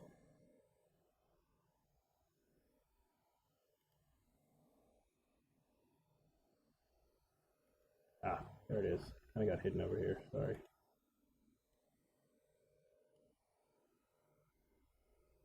Delete all of it. Okay, there we go. But I'm going to solo her head out real quick. You can kind of see the topology is a little bit different. I hid some weird shapes up here. You can see her ears are very, very simple too. It's just a cube that I sort of started to extrude out. So some of you have characters that might be a little bit more like this, you know, so maybe you can take this image and use that as a reference. Her jaw kind of comes directly into the ear here. You see I kind of hit the point down on the neck. Let me open that other example head. Let's see what my Cersei head looks like.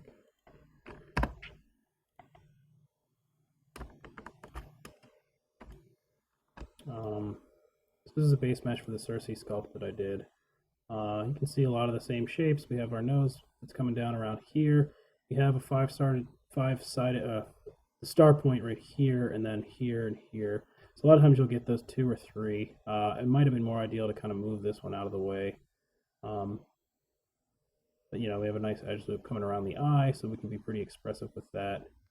And then the face just kind of comes down to a point here. And you can see I have a couple extra divisions down here for her.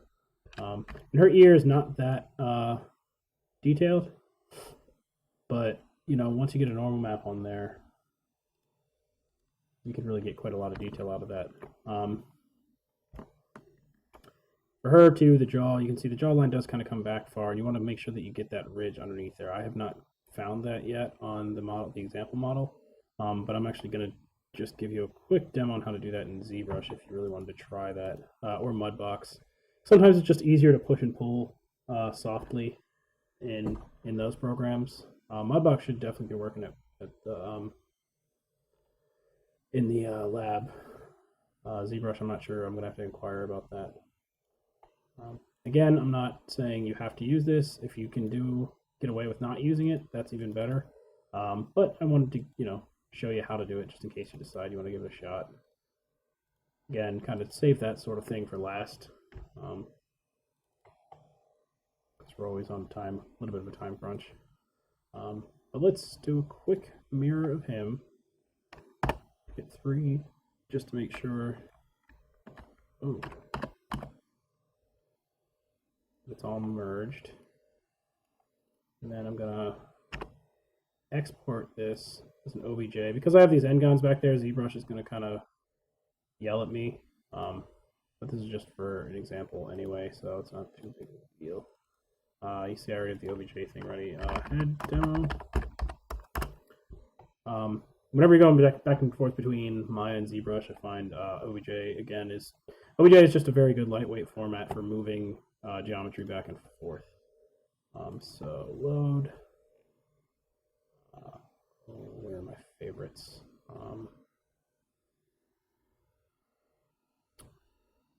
Access. Or ZBrush, OBJ.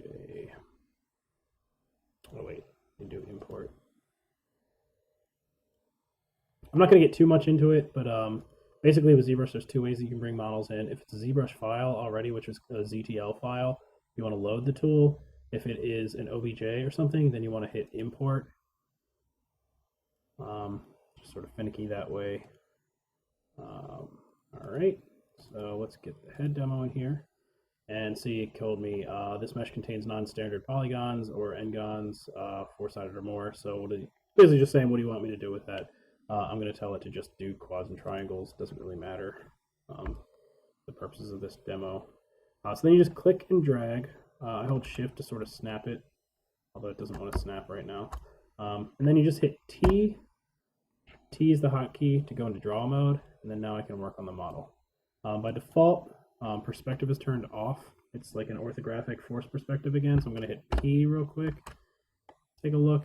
And then I also like to go to the Y, rotate on Y-axis, because that mimics the way that Maya rotates. So this is going to be interesting.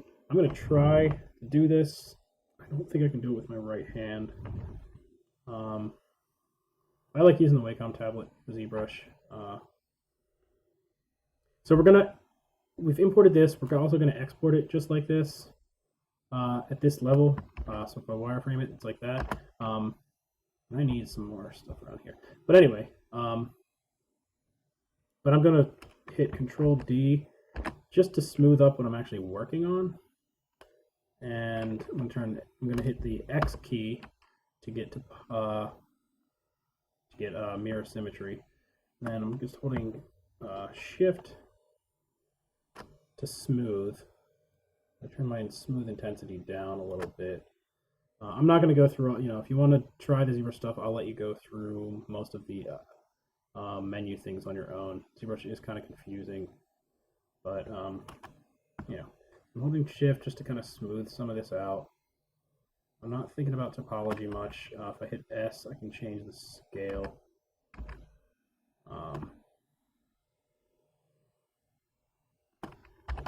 And then hitting B to bring up the brush palette, I'm going to C and then B for clay buildup. Just going to sculpt just a little bit above here. Keep in mind there are some soft sculpting tools in Maya, so you can do this exact same thing in Maya. It can be a little bit different, but sometimes I just find, get this skin thing going in here. Sometimes doing it in ZBrush can kind of be a little bit easier. I'm going to push this down a little bit. I'm not going to do a very detailed sculpt here. I'm just trying to kind of find some of the shapes I know that I want. So smooth this out a little bit. Kind of trying to fill the jaw out just a little. I want to really make sure that I have a cheekbone here.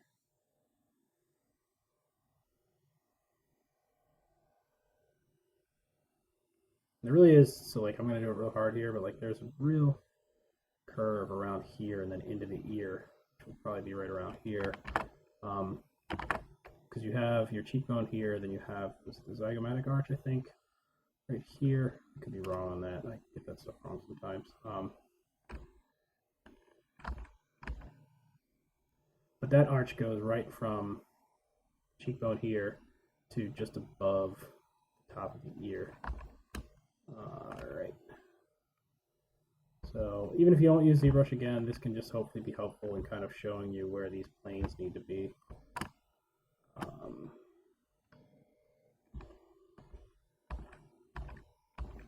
I want to push this in. So in ZBrush 2, holding Alt gives you the opposite. So that's giving me regular. If I hold Alt, it goes the other direction. Pretty useful. But you can see I already had a lot of the shapes that I needed here. Like I've already got this ridge here. The lips already kind of come underneath. I could do my brush move topology tool or topological and kind of maybe pull this out a little bit. Always go back down. Pull that out maybe a little bit more. Let me just go back to my clay. But again, using my move brush, kind of bring the middle of the forehead forward a little bit more. Just crest back a tiny bit. The cheeks in. And from this angle, I can bring this up just a touch.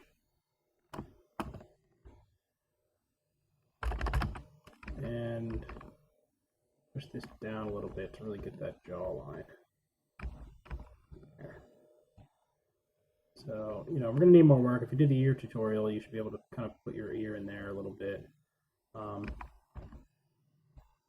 which would require, probably deleting a few faces back here and then kind of trying to fuse them all in.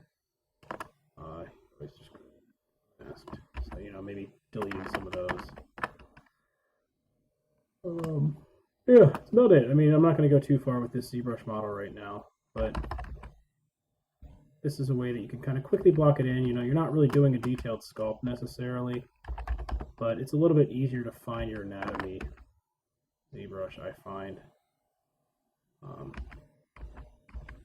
Again, this is not required at all. I just wanted to do this just in case there's anyone who felt like they had the time and wanted to give it a shot. I'm going to inflate the side of the nose a little bit here. Deflate it a little bit along here.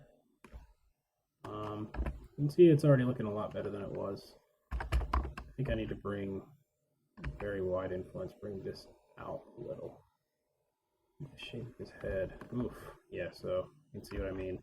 If you send a model into ZBrush that doesn't have all quads, weird stuff happens. But remember, it's almost like Head's almost a little bit pear-shaped. It really gets a little bit wider in the back, or is a little bit smaller, usually. A lot of head types out there, but it's usually the case. If we bring this in a little bit, you can see it's really nice, just softly moving things around. This actually needs to come forward instead of the other parts back. Yeah, so go. Not perfect, but it is a start. And kind of getting us a little bit closer where we want to be. I'm just kind of smoothing that out now a little. Try and find this a little bit better. But you see just a couple minutes in ZBrush and it's already looking just a tiny bit more accurate. Again, I would highly suggest, maybe trying to do this in Maya. Some of the sculpt tools there. Maybe next week I can demo that a little bit. Let's see. So this guy, even though it's like a skinny face, he does kind of have a wide-ish jaw. I'm going to stick with that. I think that'll be plenty. Kind of hard to sculpt with the half of a busted hand. But so now, we'll just export that. And for this, I'm going to export it back to my Maya folder, into scenes, into Twitch, which is what I'm working out of, and then into that OBJ folder. Head sculpted. And we can just import this next to our other one and kind of take a look at the difference. Should be a little bit of a difference.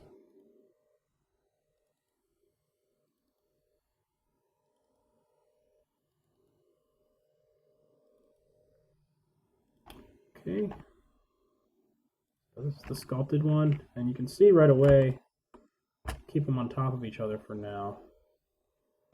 You can see the differences. They're pretty minor, but again, you just kind of can start. All is not working. Okay. See that sometimes it doesn't take a whole lot to get things that's in the right shape. So you can compare that to jaw. The jaw was kind of looking weird. I'm going to move it over. And it's because the jaw was just coming out. And it was a little too round there. It's like the lips actually might have gotten a little weirder in my new one. I think it looks pretty good. I'm going to center my pivot. So you can actually do that through modify. It's just basically the, I think it's in modify. Did they move this too? Yeah, center pivot. This is just kind of, if you decide that it's just your manipulator. Doesn't change the model at all. I'm going to soften my normal angle again.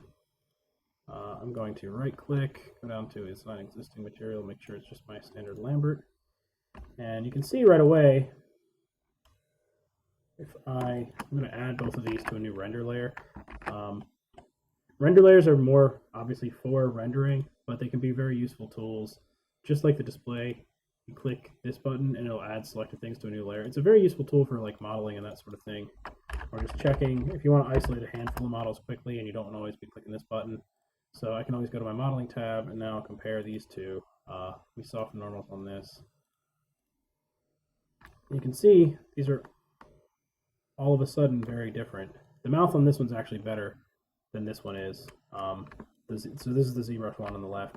The mouth is still better on this one, and that's only because the smoothing in ZBrush kind of pushed this out of the way a little bit. So I would need to go back to where it was. So this mouth is definitely better. Turn on wireframe. But everything else, wireframe shaded. The forehead is much more natural now, and you can see all that I did was pretty much just smooth this out a little bit. So I could even come in and probably do that now. I have to set up my delete this side again.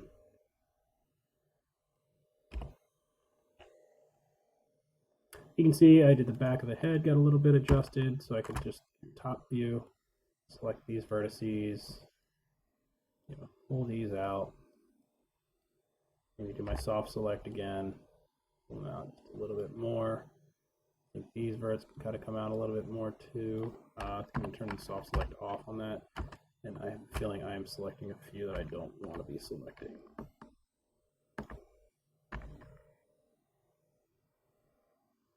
Oh no, it's fine.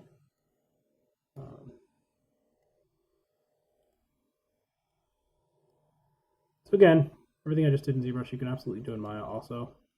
For me, sometimes it's a little bit easier to get into ZBrush for a minute. Again, you don't have to know ZBrush very well at all. You can literally just copy what I just did, and you'll get pretty decent results. Like you saw, I mean, that was sculpting with 2 fingers and a cast that's messing up the Wacom tablet, but still just a minute or two with that, and it gave my head a lot more of a natural shape. Just a little easier sometimes to pull things around. For some reason, Alt is just not letting me rotate very frequently. No, I'm not used to doing it this way. But yeah, even this is not looking too bad right now. Pull that back a little. This can definitely go forward.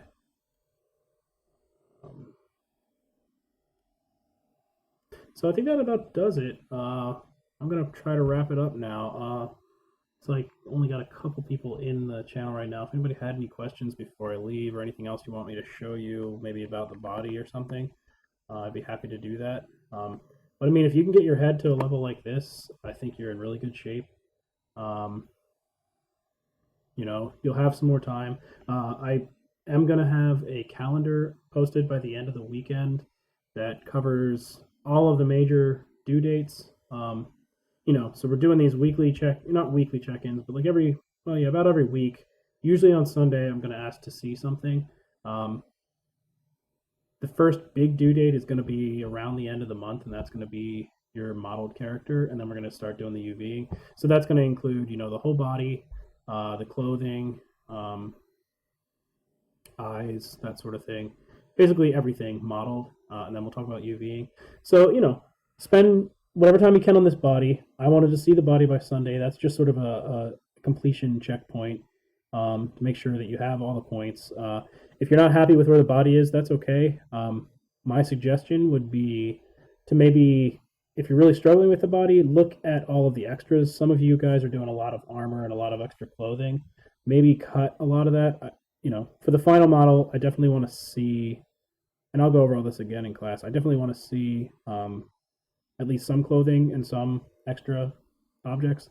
But, you know, I think finding the body is really, getting the body in there is the most important part of this. So if you decide, like, you know what, I just want to focus on anatomy and the body, you can totally simplify your character to just shorts, t-shirt, whatever you want. I mean, even a loincloth or something if you want, just to have, you know, just to get the feel for doing rigging an object, rigging more than just the body, and also doing the modeling. But yeah, so I think you'll have some time. We can adjust sort of expectations on your own expectations on the model. I know what I'm hoping to get from you guys. But, you know, take the time that you need to figure out how far you want to push this model and what's important to you. If anatomy and really spending time with the face and the body is important to you, you know, then try to focus more on that and make your model more about that. If making a complete character with all the clothing is more important to you, then maybe try to simplify the face a little bit, and you know, don't torture yourself over making a perfect face with everything in exactly the right spot that looks anatomically accurate and photoreal. Spend more time, you know, making it more like, I'll open this one up again. Second.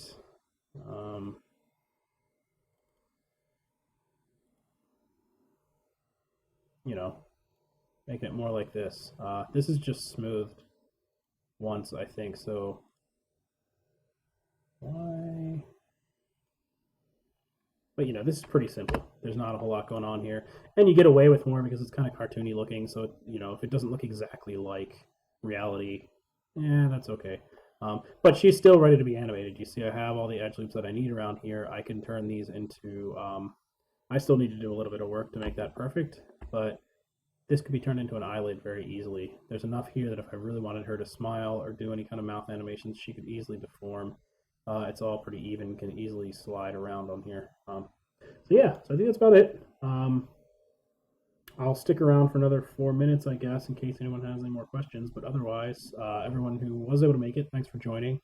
Again, this will stay up apparently only for 7 days. I'm going to research that and see if there's any way to archive things for a longer period of time. And if not, I will see if there's a way either to download that. There probably is. I just haven't checked. Or just screen capture it myself, and then I can put it on like a private YouTube channel. So I'll find a way to keep these things archived. All right. Yeah, thanks, everybody.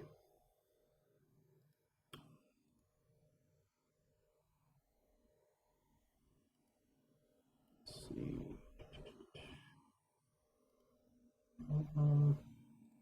Show you how he looked, too. He's another... This is a more detailed model. Just show a couple things until it's 3 o'clock, just in case someone jumps on last minute to ask a question.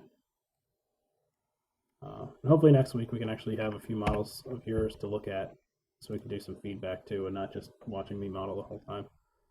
Yeah, again, so different types of faces. You'll see that his topology is very, very different from the topology that we're working with, and that's because he has a nose that runs right into the ridge of the head.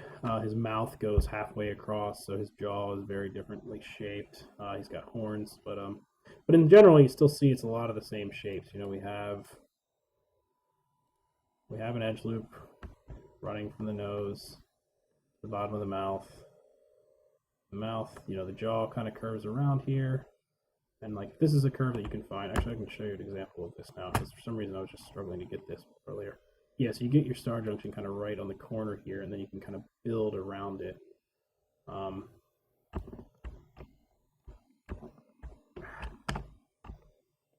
Really can't wait to get this cast off. Alrighty, multiple reference images in one MIA file? Sure.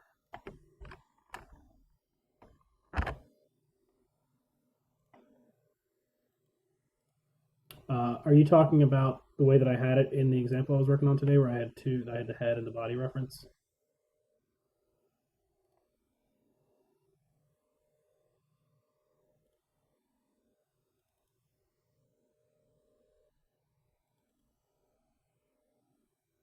I'm going to assume that is what you meant. So, basically just repeat the process that we did before. Okay, cool. So this one I just started with the head reference. You can see it's just 2 planes, polyplane 1 and polyplane 2.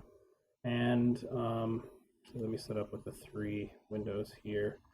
I'm going to put, let's see if I can get...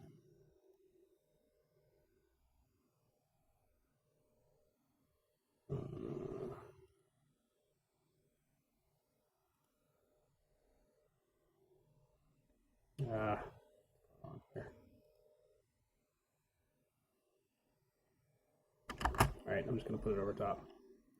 1 second. Just opening Hypershade. I already got it open. Just need to...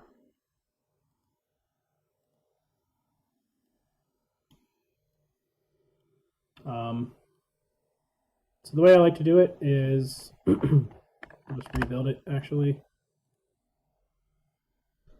So you make your first plane just by clicking on that button. Make sure when you do that, that under Create, Polygon Primitives, make sure that Interactive Creation is turned off. And that way, it'll just draw it right in the middle of the space. Minimize this for a second. Then I make my subdivision width and height 1 because I just need the plane. Hit W just to figure out what axis I'm on, or if you memorize it, you just type in 90 for rotate X, and then Control D. And then I rotate it this way. Wait, what have I selected? Shift D. Oh, weird. Shift D does the... Oh, I didn't know that. Okay, so Control D. Sorry, 1 second. Using the other hand, I kind of forget. So duplicate. Why is it not doing it now? I don't know what's going on. Duplicate. I guess I didn't hit it hard enough. Rotate this one 90 degrees, or you can make another plane. So now I have these 2 planes here. To make it easy on myself, I'm just going to shift select them and group them. Call this one head. Then I'm going to duplicate that group. Call this one body. Then I can take this group, hit R. What is happening? Do I have caps?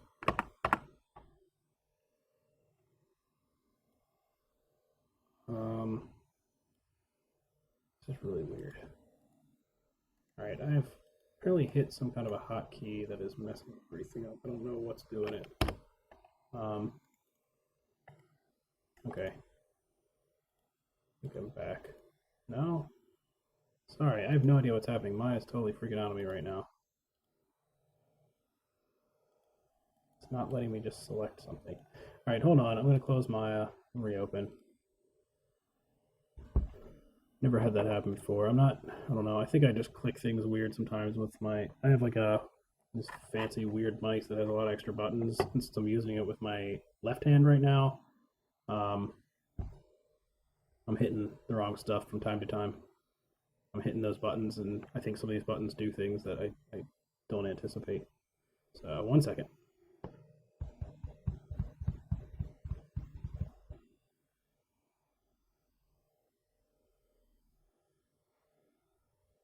Okay, there we go. So, make that plane. 1, 1. My blank. Duplicate. Oh, we're just going to rotate it up 90 degrees. Rotate this one 90 on both axes here. And select them both. Control G to group them.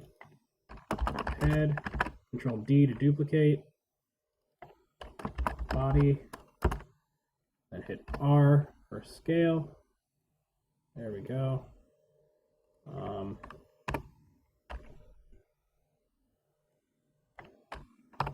Move this down a little bit. And then I'm going to take the 2 planes from head. This is just the cleanest way. You don't have to do it this way. But then I'm going to click this button down here to make a new display layer. Double click that one. Put head layer. Keep this clean. And then I'm going to do the same thing with the body. Reference. Call this body layer. And now I'm going to hide the body. I'm going to open my Hypershade. It's under Window, Rendering Editors, Hypershade. And I'm going to make, in my case, you can do a Lambert also. I'm going to just do blends. I'm going to call this one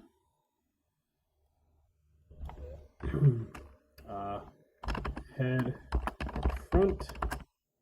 Call this one head side. Make 2 more now just to get them both made. This one will be body front. And this one will be body side. Then I'm going to go through all of them. I'm going to turn the specular and reflectivity all the way down on all 4. I'm doing this manually instead of duplicating these because then the placement node stays. If you duplicate, it doesn't duplicate the placement node also. It'll just duplicate the actual blend. So, body side. Now I go to my color. I'm going to set up my materials first before applying them.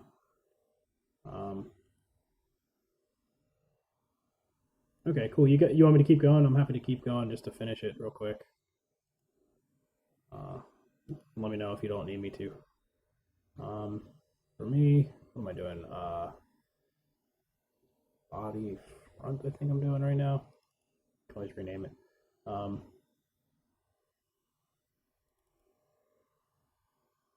no, that was supposed to be body side. Let me switch it back. Body side. Then body front.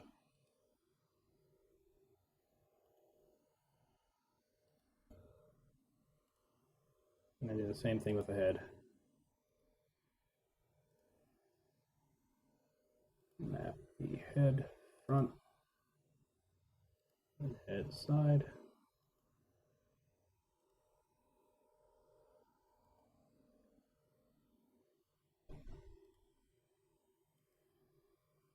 And now, this is my head front, so I'm just going to take the head front file, middle mouse drag it on, head side, middle mouse drag it onto the other one, hit 6 while I'm in here, just to make sure, yep, they are ready to go. And then I'm going to quickly turn on the body layer and turn off the head.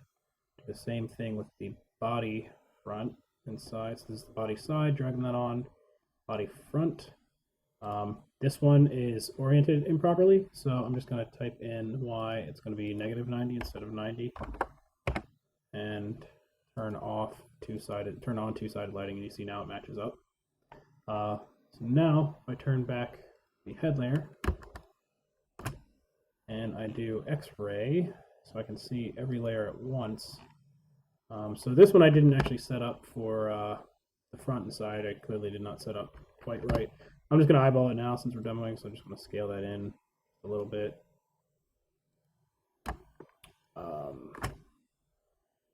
Oops. And right side, same deal. And I'm kind of estimating. I think I did set it up right on a different file, but anyway, I think I mapped the wrong ones. So I'm just going to select this group, hitting up to make it a group selection, and just going to try now to scale it as a group and just line it up to my body reference. Doesn't have to be perfect, because you could always model the head a little bit bigger and then just scale it down afterwards. But I think that's about it.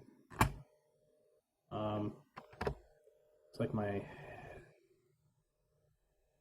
this might have been a little bit off. I might need to realign probably the head. But we already went over that in class. Yeah, so I think this head just needs to come down a little bit. Actually, the scale of that might be a little bit off. But I had set it up in Photoshop, so if you set them up in Photoshop, they'll line up perfect. Yeah, that's it. I'm going to call it here. I will spend a little bit of time today just trying to figure out how to archive this better and make sure that I can keep this post going so you guys have access to it all year, or at least for the next few weeks. Let's see, anything else? I guess not. I just look forward to seeing everyone's models tomorrow. Remember, it's the body. Looks like it's only 1 or 2 of you here, but just have the body ready for me, and I guess I'll see everybody on Monday. All right.